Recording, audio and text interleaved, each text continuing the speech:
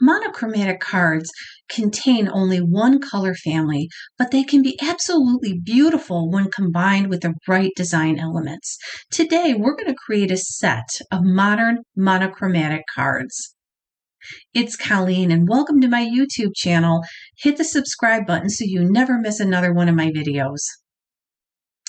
I'd like to introduce you to a brand new release from Gina Designs in the month of June. This stamp set is called Wonderful in Every Way. It is a 6x8 stamp set, and there's a lot of modern elements in this stamp set that I think will be perfect for a monochromatic card.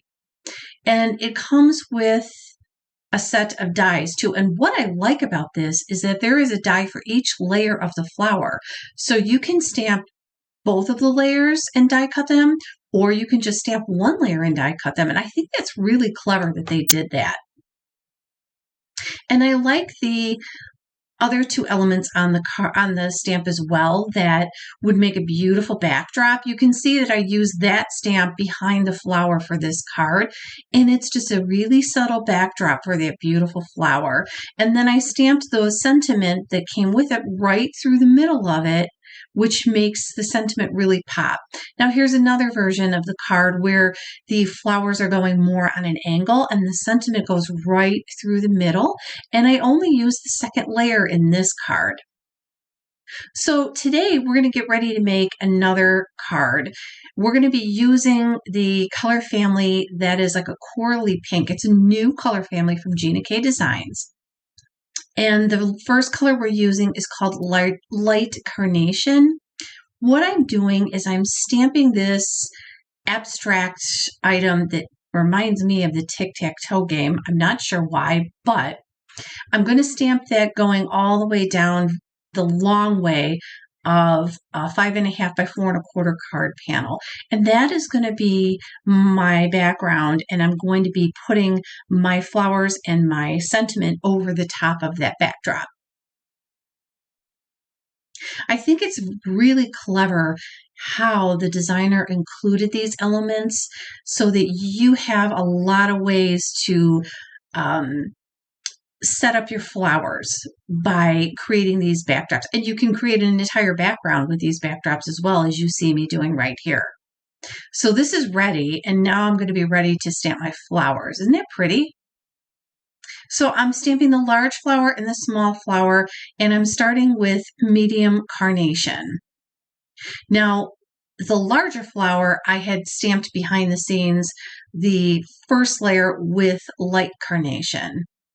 And now I'm going in with dark carnation to stamp the third layer on that larger flower. So you can, and excuse my head getting in the way, so you can see we're staying with the same color family. Now, we've ventured off just a bit by stamping this in medium spruce, the stem, but you're hardly going to notice that we used a different color. So now I have my background ready and my flowers are stamped and they are die cut along with my sentiment. And you can see that I placed my card panel over a black framed card panel, and then the whole thing is on white. Gina is notorious for doing this, and I really love how she frames everything with that beautiful little element of black behind it. So what I'm doing right now is I am staging my flowers and my sentiment where I want them before I adhere it down. That way I know how I want it to look, and then I can glue it down and get it ready. I do use a liquid glue because it gives me a little more wiggle room. So while I'm putting this together, let me talk a little bit about monochromatic. You can choose any color family you want and use different shades, lights, mediums, and darks within that color family. And you can do it in just about any design elements that you want. The key is to make it work for you. And sometimes it's easier to go with a monochromatic style because it takes the guesswork out of what colors to work well together and blah, blah, blah. Here, you already know because you have chosen your colors from the one color family. So I'm finishing this off with some sequins, and this card is finished. And you can see that even though there really is more than one color, that pink color really pops off the card, and that is what I consider monochromatic. Here's a second card that I made on the side using the other little abstract background. I really love that one a whole bunch. And look at how different they look. And now I'm just going to show you the other two cards that I had made. And now I have an entire set of note cards that I can gift to somebody that I would like to share this with.